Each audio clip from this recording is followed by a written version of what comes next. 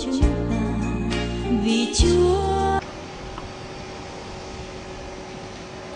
Biết lấy gì cần đến, biết lấy chi bao đêm, hồng ân Chúa cao vời, Chúa đã làm cho con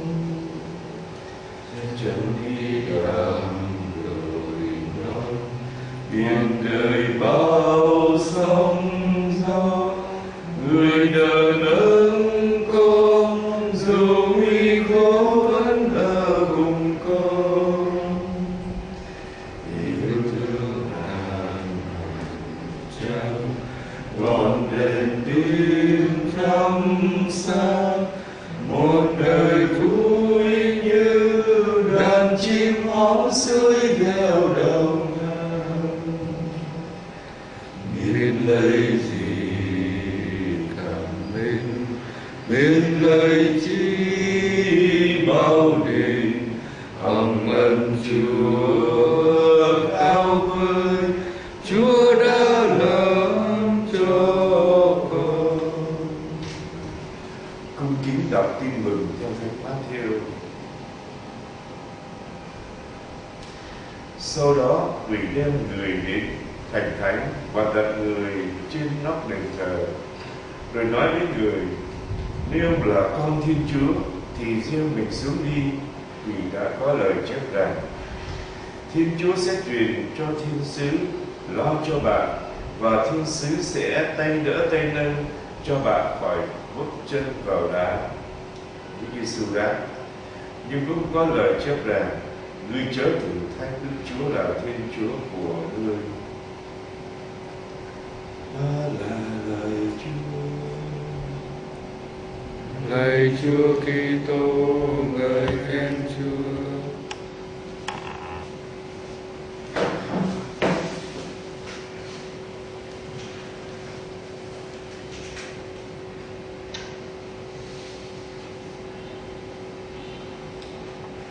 Chúng ta được nghe đoạn tin mừng nói về cơn âm dậu của Ma Quỷ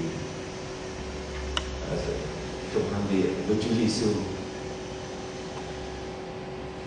và đoạn tin mừng ba câu này nói lên về cái chuyện mà tuân phục.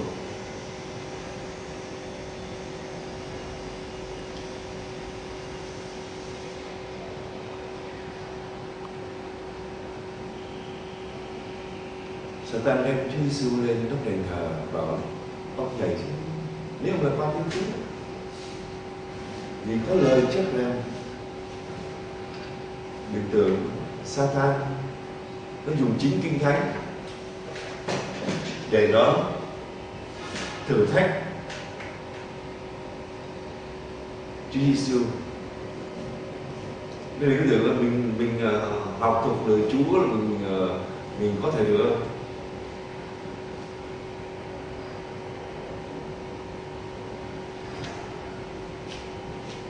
Nhưng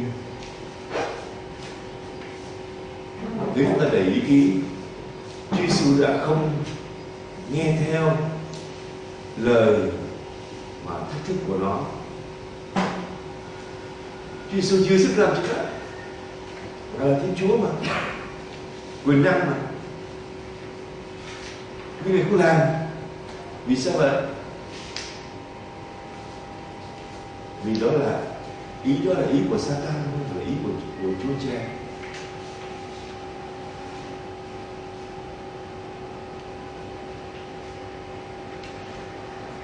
Và rồi chúng ta để ý, chúng ta thấy nó bẻ cong lời Chúa để thử thách Chúa Giêsu. Ông nếu là con Thiên Chúa thì ông nhảy xuống đi, vì có lời chép rằng Thiên Chúa sẽ truyền cho thiên sứ lo cho bạn, và thiên sứ sẽ tay đỡ tay nâng cho bạn khỏi bước chân vào đá. Thì câu này là nói là khi ở trong nó là khi mà đi thì thiên sứ sẽ đỡ nâng bạn, chứ không phải anh nhảy xuống mà đỡ nâng. Em hiểu cái ý nghĩa của cái câu nói đưa chúng ra. Trường hợp của chúng ta là nhảy xuống đi, Còn cũng kia là bạn nếu mà đi thì Thiên Chúa sẽ nói các thiên sứ tay đỡ tay lên để bạn phải bước trên một này, nhảy xuống và đi nó khác nhau, nhưng nó đã đánh đồng hai cái như nhau. Nên đừng có tưởng tôi bị thuộc về Chúa, tôi biết về Chúa, nhưng mà nếu không được Thánh Thần soi dẫn, có thể chúng ta vẫn bị sập bẫy của Satan. Từ nó là cha sự gian dối, nó quỷ quyệt, và nó là thiên thần phản loạn, nó thông minh hơn chúng ta, điều chắc chắn. Nên có một lần ở Tân Phước, có một chị nào đó đưa cho một chị một các xây mình một cái đĩa băng này trừ quỷ hay lắm. Cái người ấy mở con coi được 5 phút phim ta, để ông cha đừng trừ quỷ, ông cứ hỏi han nó trả lời, và thay vì ấy thì nó dẫn vào, nó dẫn đi tới những điều mà sai lạc. Đại khái là quỷ cái nhập tôi bây giờ là Satan đầu phục, thua rồi, đầu phục Chúa Giêsu rồi, và sau này rồi sẽ không còn hoảng hốt nữa. Điều đó sai giáo lý chúng ta, đâu là hoảng hốt đời đời. Nhưng ông cha không hỏi, nó trả lời là dẫn người ta tin như vậy, đánh tắt rồi. Ông cha chủ quỷ bắt nó trả lời là cứ tò mò, trong khi nó lọc ở trong cha chủ quỷ nó bảo là chỉ hỏi, bắt nói tên và đuổi ra khỏi, chứ không có cứ tò mò trao đổi nữa, làm quạ nó dẫn nó đi lệch liền, nó khôn ngoan hơn chúng ta chắc chắn. Lắm kẻ theo Ngài một thời gian, ngồi xuống tính sổ như kẻ gian. Theo Ngài sao thấy phiêu lưu quá, chỉ biết hiện tại ôi gian nan. Có người thấy vậy cho là may, vâng phục khỏi giải thoát khỏi mê say trí mình như sự sống, để ta tính khác tình đồng sao.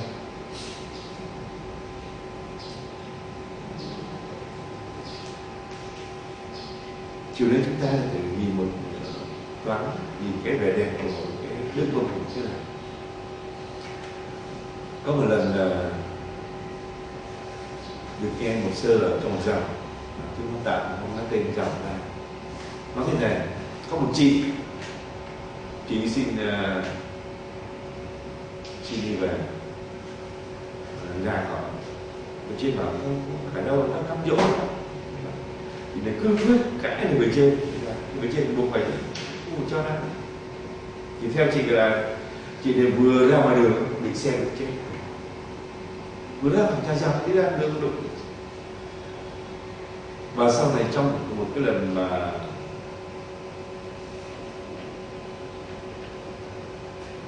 biết được là chị nói là chị cãi lời trên như vậy, và Chúa thương xót đức mẹ cầu bầu, nhưng mà chị phải ở lưng ngục cho đến tận đây.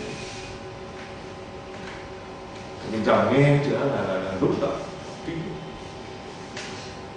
mình cứ cho cái phát đúng là đúng, mình nghe theo cái nói rồi thôi, không chấp nhận. Chiều nay chúng ta nói một cái cảnh nữa về tuân phục, tức là tuân phục theo đức tin, cấp độ đức tin. Chúng ta nói về cấp độ mức độ tình cảm và cấp độ lý trí. Giờ ở trong mức độ tuân phục theo đức tin này nó lại có 3 cấp độ là cam lòng, bằng lòng và vui lòng. Cũng theo cái thí dụ Văn Sáng là cam lòng là gì? Là ý chí không chấp nhận, lòng không chấp nhận. Ví dụ một thầy giỏi nhạc nhưng mà học sinh nó kém, về chuyên truyền đến sáng nước ngoài truyền giáo ngữ kém mà nó rất là khó khăn thì đó. Thầy cam lòng tuân phục, vì ngoài cái việc mà khí hậu nó khác với đất nước mình, lương thực rồi ngôn ngữ không thích hợp, cam lòng tuân phục. Còn những người bằng lòng thì sao? Thì lý trí không chấp nhận, lòng thì thích. Cũng một thí dụ là như đấy, một thầy giỏi nhạc nhưng mà sinh ngữ giỏi, về trên truyền hành đã đến ngày truyền giáo, thầy tuân phục dù khí hậu lương thực không hợp, ngôn ngữ thì có thể giỏi, thầy bằng lòng để đi. Còn người vui lòng thì sao? Lý trí không chấp nhận nhưng mà lòng vui lòng chấp nhận, vui lòng chấp nhận, tức là rất thích. Cũng có thí dụ trên một thầy giỏi nhạc nhưng mà sinh ngữ giỏi, về trên truyền thầy ra bên ngoài, và cái nơi đó thì đang phát đạo truyền giáo, thì tuân phục dù khí hậu lương thực không hợp, ngôn ngữ của thầy thì giỏi nhưng mà thầy có thể bị đánh giặc hoặc là bị giết chết. Như bây giờ tôi thấy ở bên Ấn Độ, ở bên Iraq, nhà thờ bị đốt và tu sĩ bị có thể giết. Thầy vui lòng thầy sao? Thì có thể là thầy đấy ao ước được ơn từ vị đạo, những thầy nên không thích không? Tôi xin ao ước. Trong thái độ mà tuân phục cái tin này, chúng ta lại so sánh hai cái hình ảnh, một của ông Zakaria và mẹ Maria để nói lên sự tuân phục này. Ông Zakaria đã tuân phục Thánh Ý Chúa khi đặt tên cho con. Sau khi sứ thần truyền tin cho ông ấy thắc mắc và không muốn tin thì ông bị câm cho đến khi việc nó xảy ra. Cái bị câm và sau đó bà Isabel có thai và cũng sau sinh xong, cái lúc mà các đặt tên bảo là tên đó là gì,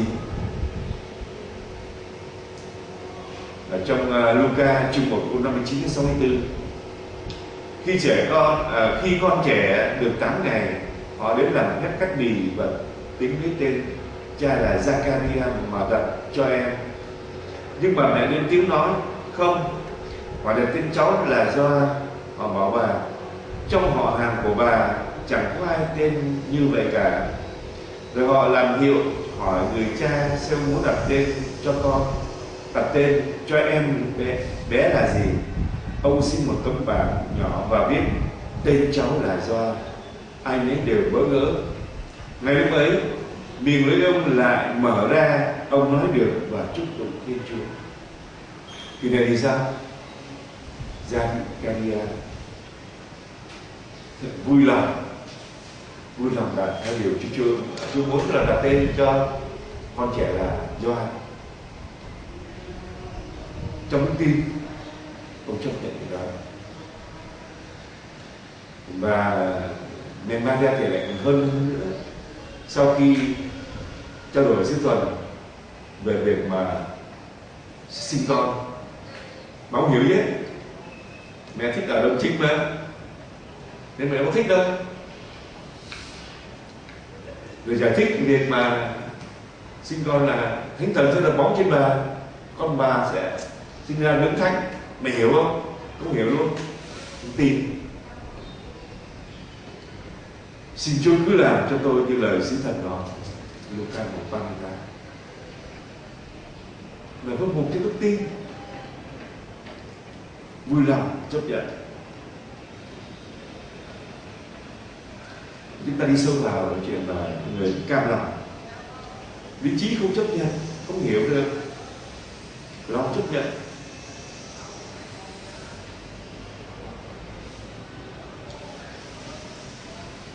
Ở trong giáo luật 601 có thế này: do lời khấn vâng phục, các tu sĩ cam kết buộc phải quyết chí tuân phục các bề trên Phật pháp, là đại diện cho Thiên Chúa khi các ngài truyền lệnh theo Đức Chúa.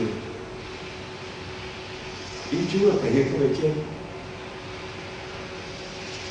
Rõ ràng là trong pháp luật. Và đoạn tin mừng mà chúng ta thường hay trưng ra để nói về ý Chúa, Mát-thêu chương 7 câu 21.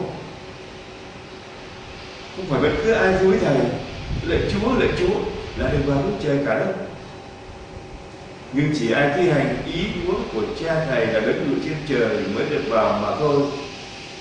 Trong ngày ấy, nhiều người sẽ thưa với Thầy rằng: lạy Chúa, nào chúng tôi đã chẳng từng nhân danh Chúa mà nói tiên tri, nhân danh Chúa mà trừ quỷ, nhân danh Chúa mà làm nhiều phép lạ đó sao?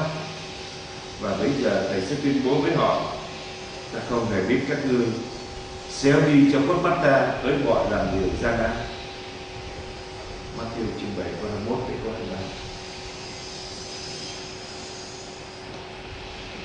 Cứ tưởng là mình làm theo ý Chúa, nhưng đến khi mà không trả lời Chúa, phải cam lòng chịu thôi. Xéo đi khuất mắt ta, tới gọi làm điều gian ác. Điều này có nghĩa là gì? Có những người được ơn Chúa, nhưng dùng ơn Chúa làm theo ý riêng của mình ấy. Thì Chúa kể là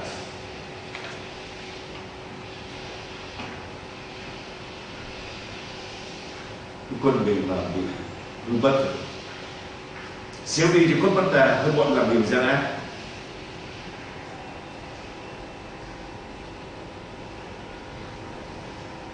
Chúng tôi nào chúng tôi đã chẳng từng nhân danh Chúa mà nói tiên tri, nhân danh Chúa mà trừ quỷ, nhân danh Chúa mà làm nhiều phép lạ đó sao? Cái chuyện đó Chúa Giêsu gọi là làm điều gian ác. Vậy gian ác là sao? Làm theo ý của anh và làm theo ý Chúa.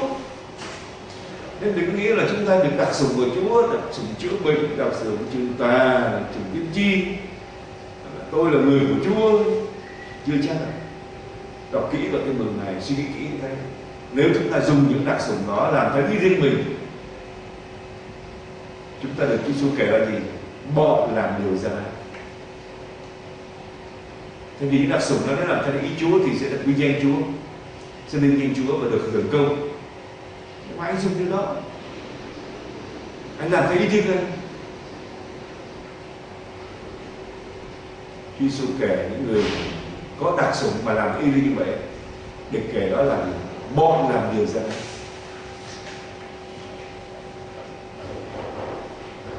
Hay là chúng ta thấy ở mức độ mà tuân phục theo mức độ đức tin mà cam lòng này, chúng ta thấy ở trong Mát-thêu chương 25 câu 24 đến 30 nói về những yến bạc. Người được trao một yến, một được trao 2 yến và được trao 5 yến. Cái trên một yến, rồi người lãnh một yến cũng tiến lại gần và nói: thưa ông chủ, các ông chủ là người hà khắc, gặt chỗ không gieo, thu nơi không vãi. Vì thế tôi sợ mới đem chôn giấu yến bạc của ông trên đất, của ông đây, ông cầm lấy. Ông chủ đáp: ở đầy tớ tồi tệ và biếng nhác, anh đã biết tôi gặt chỗ không gieo, thu nơi không vãi, thì đáng lý anh phải gửi số bạc của tôi vào ngân hàng, để khi tôi đến tôi thu được cả vốn lẫn lời chứ. Vậy các ngươi hãy lấy yến bạc khỏi tay nó mà đưa cho người đã có 10 yến. Vì phàm ai đã có thì được cho thêm và sẽ có dư thừa, còn ai không có thì ngay cả cái có cũng sẽ bị lấy đi. Còn tên đầy tớ vô dụng kia, hãy quăng nó ra chỗ tối tăm bên ngoài, ở đó sẽ phải khóc lóc như thế này. Cam chịu, cứ nghĩ là cái giải pháp của mình là hay, nhưng mà làm theo ý của mình, tức là làm theo ý của ông chủ. Làm ông chủ là anh phải là làm nó sinh lợi, mà nó sinh lợi thì phải gửi ngân hàng. Anh cờ xôn tống ra ngoài, không lóc một chính ra, anh phải cam chịu án phạt. Rồi bắt đầu tuân phục cho đức tin mà bằng lòng.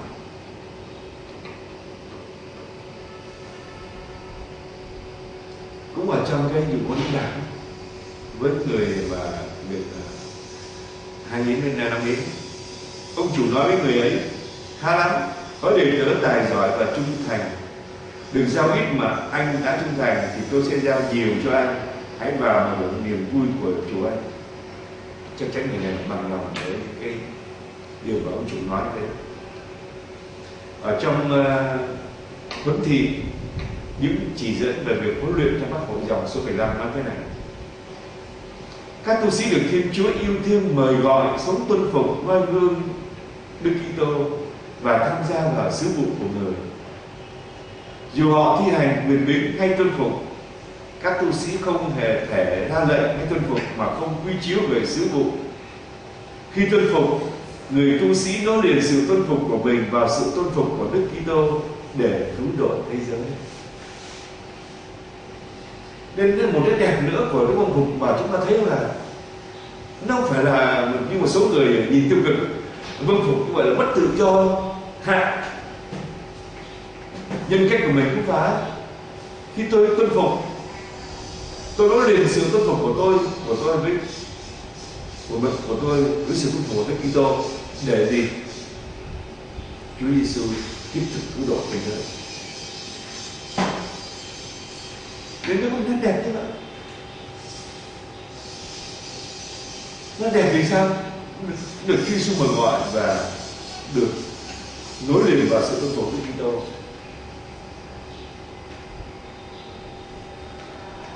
Nên nhiều người chỉ nhìn cái tuân phục dưới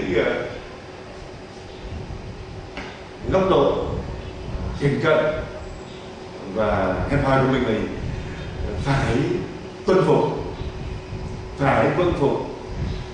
Không, tôi được tuân phục, tôi được Chúa Giêsu yêu thương mời gọi tôi, khấn lời khấn tuân phục, và trong lời khấn vâng phục đó tôi được nối liền sự vâng phục của mình và sự tuân phục của Đức Kitô để cứu độ thế giới. Đây là một tông huấn, đây là huấn thị của Tòa Thánh để huấn luyện. Thì nó có một nét đẹp như vậy, một nét đẹp của sự cứu độ. Nó có một ý nghĩa trong Chúa, nó một ý nghĩa khi tôi liên kết với sự vâng phục của tôi với sự vâng phục của Chúa Kitô.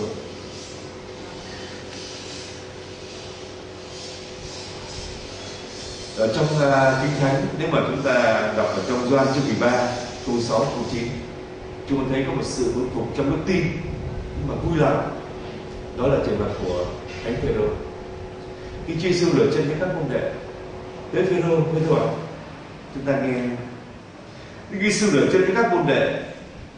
Vậy người đến chỗ ông Simon Phêrô, ông liền thưa với người: thưa thầy, thầy mà lại rửa chân cho con sao?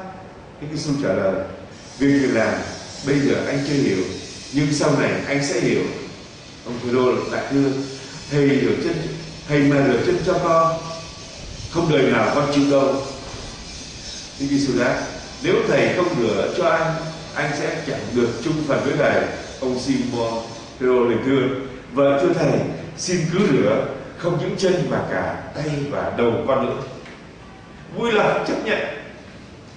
Anh không hiểu, chứ không phải giờ không hiểu mà sau này con sẽ hiểu. Cứng quyết. Mà khi Chúa Giêsu, nếu mà thầy không rửa cho anh không chẳng được chung phần với thầy đâu. Không rửa mà những rửa chân mà rửa tay còn rửa đầu nữa. Vui lòng chấp nhận trong đức tin. Trong tông huấn Hồng Vân Cứu Chuộc số 13 nói thế này: lời khuyên phúc âm về đức tuân phục là mời gọi rút ra từ sự vâng phục cho đến chết của Đức Kitô. Một ý nghĩa đẹp, những đẹp nữa của đức vâng phục. Cái sự vâng phục của tôi là một lời mời gọi được rút ra từ sự vâng phục cho đến chết của Chúa Đức Kitô. Lời khấn của tôi đó. Và chính bởi lời khấn tuân phục, các tu sĩ quyết tâm biến đổi để được nên giống Đức Kitô, Đấng đã vì sự vâng phục của mình đã cứu chuộc loài người và thánh hóa họ. Khi tuân giữ lời khuyên tuân phục, họ tìm thấy lại vai trò đặc biệt của mình trong công cuộc cứu chuộc của Đức Kitô và trong con đường đến thánh của họ. Đây là một tông huấn của tôn giáo này. Cái vâng phục, nét đẹp của nó là gì? Là cái lời vâng phục, lời khấn của tôi đó, được rút ra từ sự vâng phục cho đến chết của Đức Kitô. Và tôi tìm được cái ý nghĩa của nó là gì trong công việc cứu chuộc và trong con đường đến thánh của tôi. Vâng phục để giống Đức Kitô để nên thánh. Nó là có một nét đẹp đặc biệt đâu ha, chứ không phải là bị vâng phục, phải vâng phục. Và nên ở trong cái luật đó là những người mà khấn lời khấn mà bị áp bức hay là bị ép buộc, lời khấn bất thành, không thành sự. Nên tôi hoàn toàn tự do khi tôi khấn lời khấn vâng phục.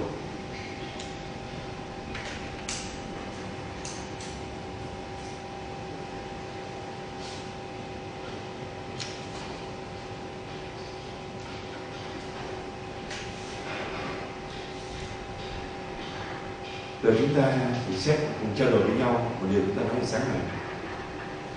Bề trên có sai lầm khi quyết định trong thánh ý Chúa về khi mà ra lệnh cho bề dưới cứu phục không? Hay là bề trên có sai không? Có nhiều người bảo bề trên là con người thì sao mà đúng hết được? Bề trên có sai lầm nên chỉ vâng phục cầm chừng thôi, vâng phục nửa vời thôi. Nếu mà sai thì nếu sai thì liệu đường mà đúng chứ? Đó là những người không hiểu về đức tuân phục, không hiểu đức về đức vâng phục.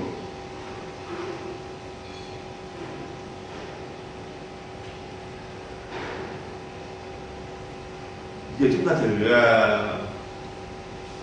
đọc cái đoạn mà ông Gia-cốp truyền lệnh cho Giuse. Tức là cái đoạn Gia-cốp có 4 bà vợ, Lea, Rachel và 2 cái người hầu của Lea và Rachel nữa, là 4 người vợ và có 12 đứa con. Trong đó, trong 4 bà vợ đó, thì Gia-cốp yêu Rachel nhất. Và bà Rachel thì có 2 người con là Giuse và Benjamin. Nên Gia-cốp thương mẹ của nó, nên thương thì Giuse là được thương nhất. Các anh em ghen tị ra mặt, ghen tị đến nỗi rằng là cái sự ghen tị đó nó che lương tâm của họ đi giết Giuse. Vì đi chân trên ở xa thì ông Gia-cốp sai Giuse mang lương thực cho anh các người. Nên khi ông Gia-cốp ông bảo là con sẽ mang lương thực cho các của con, ông đâu biết rằng là cái lệnh đó gì, lệnh tử hình, lệnh giết vợ ông Giuse, ông đâu biết đâu. Và Giuse đi và thực suýt chết thật. Họ sợ là vấy máu nên họ thả, sợ đốt đến máu thì máu có sự sống, nên họ thả Giuse xuống dưới giếng. Rồi sau có một người có săn kiến là hơi bám đi. Như vậy chúng ta hỏi ông Gia-cốp có sai không? Về trên ra, nếu nói một người nào bi quan, khách quan đứng nhìn ở ngoài, ông Gia-cốp đã sai, cứ ra lệnh đó vì có độ bi quan. Nhưng chúng ta có thể nói rằng là ông Gia-cốp ra lệnh đúng với hoàn cảnh của ông ta, với nhu cầu của các con như vậy, ông ta ra lệnh cho Giuse là lệnh đúng. Còn ra ngoài thì khi ra ngoài đó, sự độc ác của con người sử dụng một lòng người làm gì tiếp, đó là việc của họ chứ không phải là việc của còn trong tầm của ông đã làm đúng. Cũng vậy, khi chúng ta được bề trên ban tầm lệnh thì có thể sau này khi thành lệnh đó chúng ta bị thất bại. Bề trên khi mà ra lệnh đó cầu nguyện và họ làm đúng trong trường hợp của họ. Còn khi ta đi ra ngoài đó, sự yếu đuối của chúng ta, rồi thế gian Satan sắc thịt ùa vào làm chúng ta bị thất bại, bị đau khổ. Chúng ta đừng vì thế mà nói là bề trên ta lệnh sai các bạn. Khi các ngài cầu nguyện theo ánh sáng của Chúa và ngài ra một quyết định, các ngài đã làm đúng trong cái chức vụ của mình. Còn đi ra ngoài nữa, việc của Chúa chúng vẫn đẩy đưa.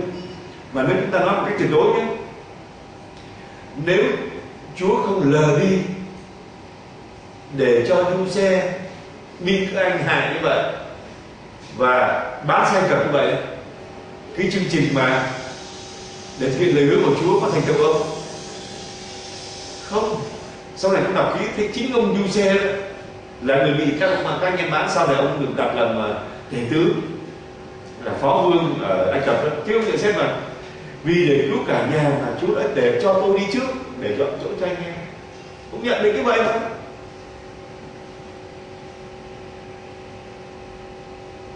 Nên Chúa nhìn được cái chương trình dài, còn mình chỉ được chương trình ngắn.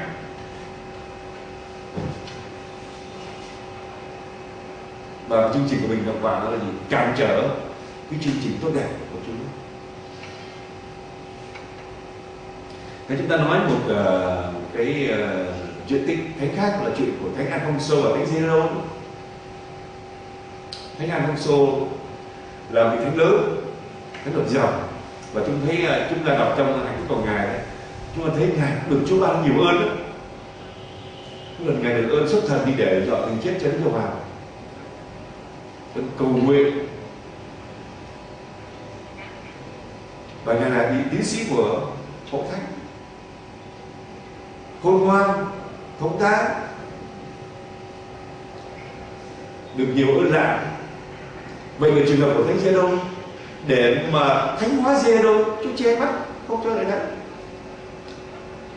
Vì Giê-đô thì đi giúp một cái chị tu, một chị muốn tu, giúp hai chị muốn tu, dẫn tới nhà giàu để giới thiệu. Một chị tu được, còn chị không tu được phải về. Chị không tu được về, chị nói xấu nhà giàu, không ai tin.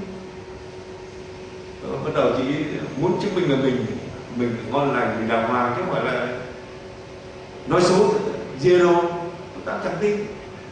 Sau chị lập mưu, chị đi tìm một người bạn thân của thánh Alfonso tới xin linh hứa, nói gì là nghe, nói gì nghe. Khi mà được lòng tin của cái ông trai rồi, bà bịa tự chuyện bảo là khi mà dẫn bà đi, cái cô này đi tới thì có ở trọ, tại vì đường xa này, ở trọ nhà thấy Giê-đô để ông ấy tập tự với lại con gái của ông chủ nhà.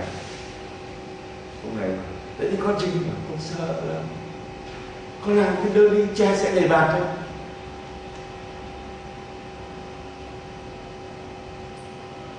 Chiều này ra chỉ chết thôi, đâu là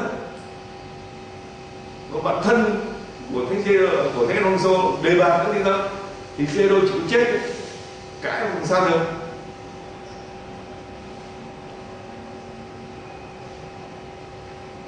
Và khi đưa tới thánh Alfonso gọi Giê-đô lên, Giê-đô hỏi, Giê-đô im lặng. Alfonso Chúa chỉ cho tâm thế, thầy không được, thầy mà chung với anh em nữa, và thầy không được rước lễ. Trong vòng nó phải vài ngày nữa, hơn 8 tháng trời, Chúa mới cho cái chị đó một cơn bệnh nặng, chị biết được Chúa phạt, mới trình lại cái ông cha bạn của Alfonso rồi. Con thưa cha, con vu cáo thầy Diego bây giờ chúc phạt con bệnh nặng. Con phải làm đơn bãi lại nghe. Khi nhận đơn bãi lại, thầy gọi Diego tới. Tại sao khi tớ hỏi thầy cũng nói, bảo thưa cha luật ở trong dòng đó rằng khi bề trên sửa dậy, bề dưới không được trước mình. Thế là Thánh Alfonso ôm Thánh Diego khóc. Người ta bảo rằng Chúa che bắt một vị thánh để thánh luyện một vị thánh. Chúa cần để thánh hóa, thánh luyện mình. Chúa cho bề trên đấy, và bề trên chỉ phán định theo gì mình cái.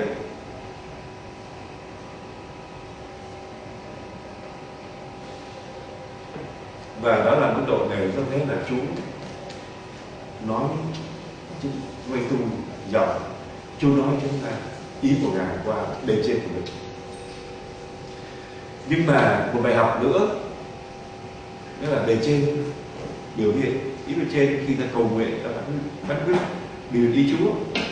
Như chúng ta lấy trong giáo luật 601 của Đức ta đọc. Nhưng mà có một góc độ khác là gì?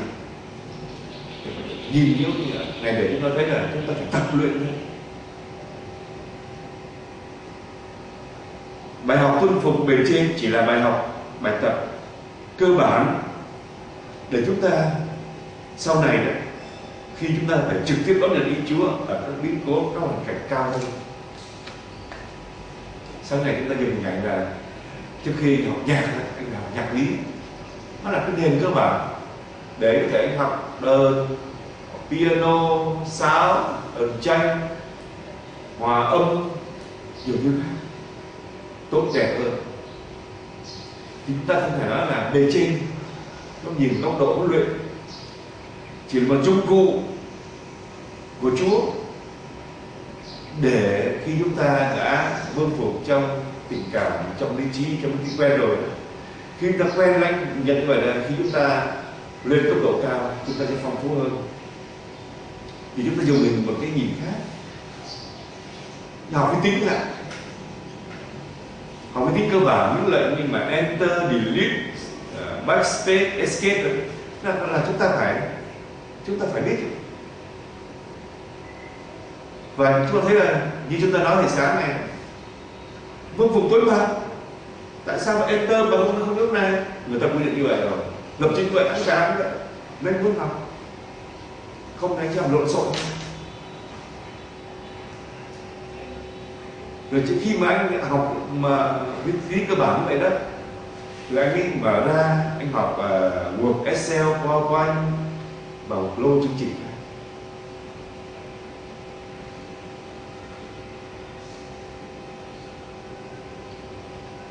Chúng ta thấy nếu ở trong Kinh Thánh, ở trong sách 1 Samuel chương 3 câu 11 18 nói về việc mà Samuel mà khi được và tiếng Chúa gọi, ông ta hiểu, ông ta cứ tưởng là thầy Heli gọi mình 3 lần chứ vậy. Sao ông Heli thì ông không được ơn Chúa gọi, nhưng ông biết cách Chúa làm. Lần sau mà con gần nữa thì con hãy quỳ lên và nói: lạy Chúa, xin hãy phán vì tôi tớ Chúa đang lắng tai nghe.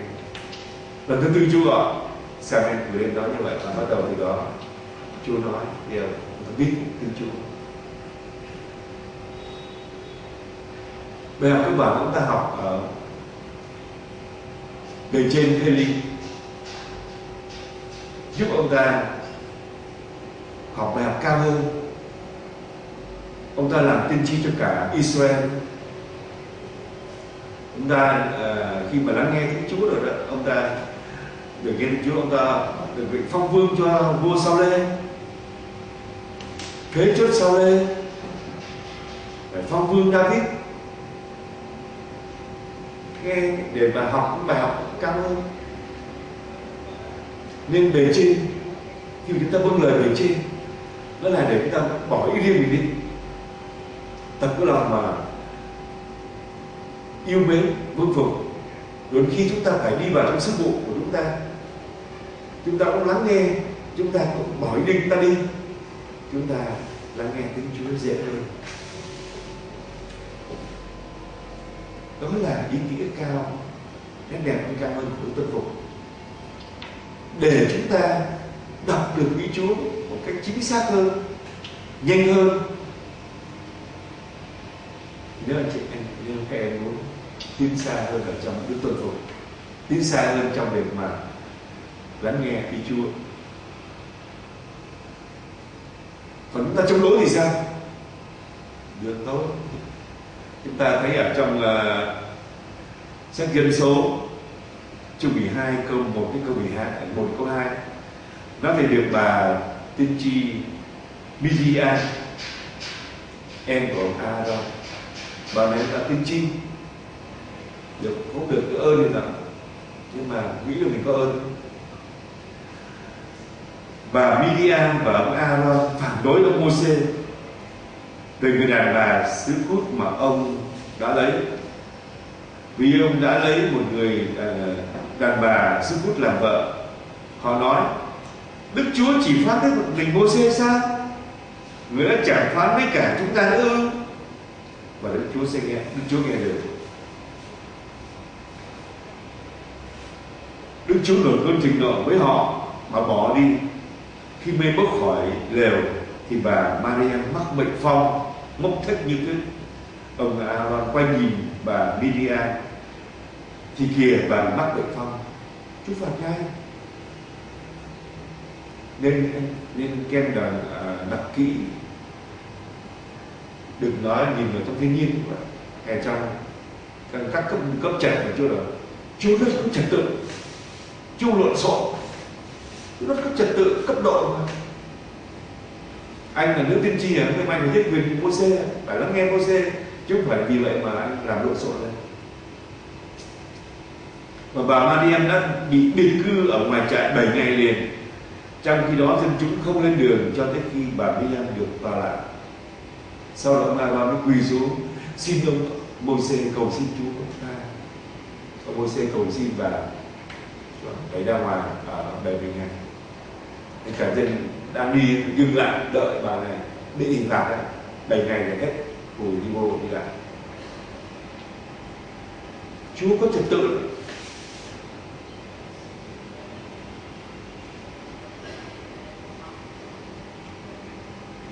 Nên chúng ta cứ nghĩ rằng là mình ngon lành, nhưng bà Maria phản đối, chỉ làm lộn xộn cuộc đời chúng ta lên, lộn xộn công đoàn.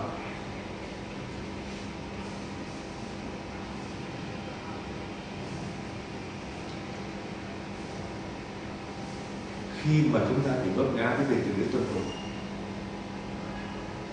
cũng như chúng ta nói một kinh nghiệm, chúng ta là gì? Sám hối, cầu nguyện và quyết tâm thay đổi. Sám hối chân thành như người thu thuế cầu nguyện ở trong đền thờ, hoặc như Phêrô sau bẻ cá lạ lùng. Người thu thuế nói sao? Lệnh Thiên Chúa xin thương xót con là kẻ tội lỗi. Luca chương 18 câu 3. Hoặc như Phêrô sau bẻ cá lạ lùng, lệnh Chúa xin tránh xa con vì con là kẻ tội lỗi. Luca chương 5 câu 8. Một tâm tình sám hối thực sự là con người mà làm sao chúng ta phải sai sót được. Nếu một lần nào chúng ta vì yếu đuối, vì ý riêng chúng ta đã vượt phạm độc hại, xin lỗi Chúa, cầu nguyện một cách chân thành và quyết tâm thay đổi.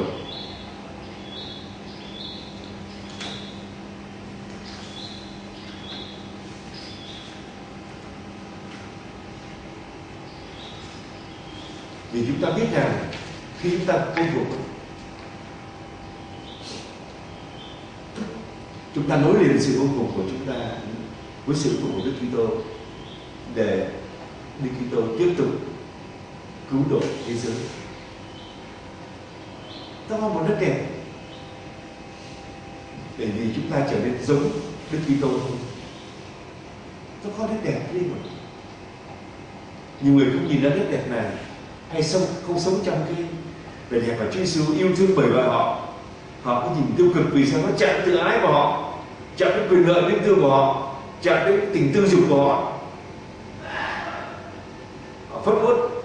Nhưng mà không, Chúa Kitô khi mời gọi chúng ta khấn lời khấn vâng phục đã làm cho chúng ta trở nên phong phú, làm cho chúng ta trở nên cao đẹp hơn, làm chúng ta giống nàng hơn. Dẫu biết rằng ý riêng thủ dung, sao con mê nó, thật là ngu. Tình Chúa nó xuống, tim ngu muội để yêu ý Chúa tình Thiên thu. Trong một chữ kinh tâm ở đó thì gợi viết như thế. Nên chỉ trong ánh sáng của Chúa, chỉ trong ơn của Chúa, chúng ta mới thấy đi trong độ tứ vô phục, và chúng ta mới thấy vẻ đẹp của nó. Mỗi ngày chúng ta trở nên giống Chúa.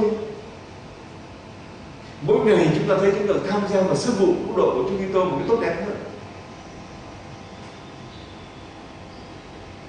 Và khi thấy đẹp vậy, chân thành khiêm tốn của Chúa xin nói như trong cái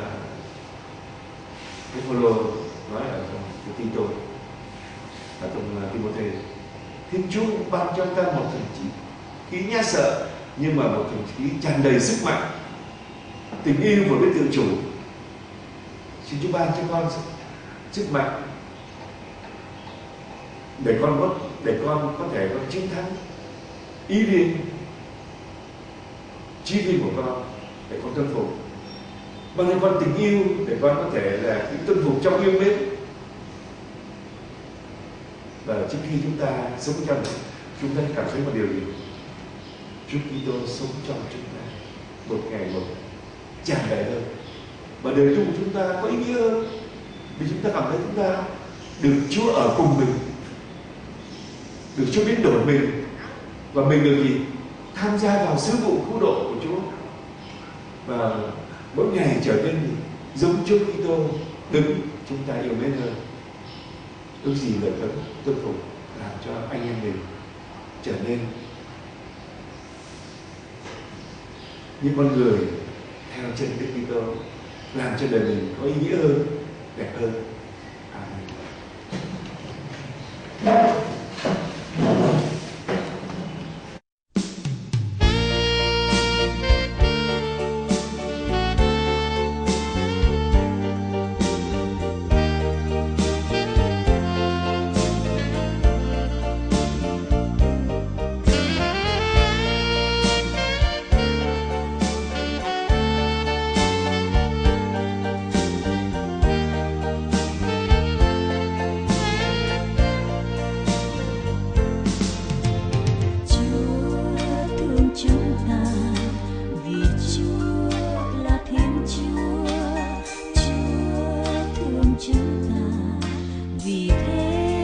Chúa sinh ra, Chúa thương chúng ta, vì Chúa